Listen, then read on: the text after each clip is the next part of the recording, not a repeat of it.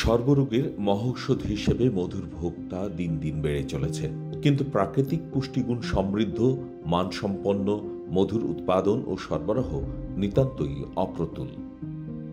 প্রয়োজনীয় প্রশিক্ষণ ও প্রযুক্তি জ্ঞানের অভাবে মৌচাষীরাও তাদের উৎপাদিত মধু থেকে ন্যায্য মুনাফা বঞ্চিত হন। সংরক্ষণের সম্যক জ্ঞান ও সক্ষমতা না থাকায় অনেক সময়ই তড়িঘড়ি মধু বিক্রি করে আর্থিক ক্ষতির শিকার হন তারা। তাই তাদের কথা চিন্তা করে মৌচাষীদের নিরাপদ মধু উৎপাদন, প্রক্রিয়াজাতকরণ এবং বাজারজাতকরণের মাধ্যমে আয় বৃদ্ধিকরণ শীর্ষক প্রকল্প বাস্তবায়ন করছে বেসরকারি উন্নয়ন সংস্থা বাসা ফাউন্ডেশন। স্ট্যান্ডার্ড চার্টার্ড ব্যাংক এর সহযোগিতায় মধুর ভ্যালু চেইন উন্নয়ন প্রকল্পের আওতায় 2024 খ্রিস্টাব্দের জানুয়ারিতে শুরু হওয়া বছরব্যাপী এ প্রকল্পে 8 জেলার 24 উপজেলায় নির্বাচিত মৌচাষীদের নিয়ে পরিচালিত হচ্ছে এই প্রকল্পের কার্যক্রম। এগুলোর মধ্যে পার্বত্য এলাকার খাগড়াছড়ি, রাঙ্গামাটি ও বান্দরবান এই 3 জেলার 13 উপজেলা রয়েছে, আর সমতল এলাকার টাঙ্গাইল, গাজীপুর, সিরাজগঞ্জ, নাটোর ও পাবনা এই 5 জেলার 11 উপজেলায় প্রকল্পটি বাস্তবায়িত হয়েছে। সমতল এলাকার মৌচাষ পার্বত্য এলাকার মতো নয়। এখানকার মৌচাষীরা অ্যাপিস মেলিফেরা প্রজাতির মৌমাছি চাষ করেন। ইউরোপিয়ান এই মৌমাছির মধু উৎপাদন ক্ষমতা অধিক। সমতলের 5 জেলায় 250 জন মৌচাষীকে এই প্রজাতির মৌচাষ রপ্ত করানো হয়েছে। প্রতিটি জেলার 25 জন করে মোট 125 জন নতুন মৌচাষীকে দেওয়া হয়েছে প্রশিক্ষণ। বিনামূল্যে বিতরণ করা হয়েছে বিভিন্ন মৌচাষ উপকরণ। এছাড়াও প্রতি জেলার 25 জন করে মোট 125 জন পুরাতন মৌচাষীকে উচ্চতর প্রশিক্ষিত করে বিভিন্ন মৌচাষ উপকরণ সহায়তা দেওয়া হয়েছে। সেরেনা পালসি আগে এটা রোগ ব্যাধি হয়, মারা যায়, পরে মেলিফেরা নিয়ে আসছি। মেলিফেরা নিয়ে এসে এটাও কাজ তেমন জানা ছিল না। বাসার ট্রেনিং নিয়ে মেলিফেরা মৌমাছি লালন পালন করে মোটামুটি আল্লাহ দিলে অনেক মৌমাছি বাড়ছে। উন্নত মানের রানী উৎপাদনের একটা প্রশিক্ষণ পাই এবং রানীগুলি আমাদের এই বছর যেটা উৎপাদন করি খুবই উন্নত জাতের রানী উৎপাদন করি এবং আমরা আশা করি এই রানীর মাধ্যমে অনেক বেশি মধু আরোহণ করা যেতে পারবে।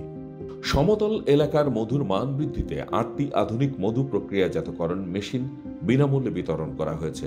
এই মেশিনের মাধ্যমে পার্বত্য এলাকার মতোই সমতলের মৌচাষীরা তাদের সংগৃহীত মধু প্রক্রিয়াজাত করে সংরক্ষণ করতে সমর্থ হচ্ছেন। ফলে সংগৃহীত মধুর মান দীর্ঘদিন অটুট থাকছে। এভাবে অধিক সময় মধু সংরক্ষণ করে সুবিধাজনক সময়ে বিক্রিও করতে পারছেন তারা। আগে তো করতাম হাঁড়িতে আপনার প্রসেসিং, এখন ওই বাসার প্ল্যান্ট প্রসেসিং প্ল্যান্ট দিয়ে আমি নিজে হাতে প্রসেসিং করতেছি, নিজেই সব কিছু মেনটেন করে প্রসেসিং প্যাকেজিং করে বাজারজাত করছি আর কি। তো বাসা ফাউন্ডেশনের মাধ্যমে আমরা মধু বাজারজাতের একটা ব্যবস্থা করি। তো ওখান থেকে আমরা অনলাইন আমাদের মধুর একটা নাম দেয় মণ্ডল মধু। তো অনলাইন এবং অফলাইনে আমরা বিক্রি করে এখন বর্তমানে খুবই ন্যায্য মূল্য পাই। মানে এই যে আরও যে সমস্ত ব্যবস্থা দিয়েছেন, বিশেষ করে প্রসেস করা এবং কাঁচের বয়ামে মধুগুলো প্যাকিং করে সেটা বাজারজাত করা, লেবেলিং করে বাজারজাত করা, এতে আমরা বাজার মূল্যটা অনেক বেশি পাচ্ছি এবং আমরা এক্ষেত্রে অনেকটা লাভবান হচ্ছে। সমতলের মৌচাষী ও স্থানীয় পর্যায়ে মধুর ব্র্যান্ডিং করার লক্ষ্যে 5 জেলার 14 জন অগ্রগামী মৌচাষীকে প্যাকেজিং ম্যাটেরিয়ালস সহায়তা দেওয়া হয়েছে। আর প্যাকেটজাত মধু প্রদর্শনে র্যাক তৈরি করে দেওয়া হয়েছে 14 জন মৌচাষীকে। খামার করেছিলাম 10টা কলোনি নিয়ে, তারপরে এখন 250 কলোনি হয়েছে। এখন সেই কলোনি থেকে আমার মধু বছরে 10 থেকে 12 টন উৎপাদন হয়। মধুটা তো রাখতেও হবে, রাখার যারও তো দরকার।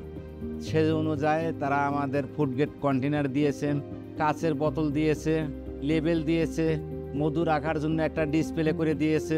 যেহেতু আমাদের সম্পদের সীমাবদ্ধতা আছে, আমাদের জ্ঞানের সীমাবদ্ধতা আছে, আমাদের ট্রেনিং লাগবে এবং সহযোগিতা লাগবে, তাহলে আমরা আন্তর্জাতিক মানের মধু উৎপাদন করে এটা দেশের একটা বৈদেশিক মুদ্রা আয়ের ব্যবস্থা করতে পারবো।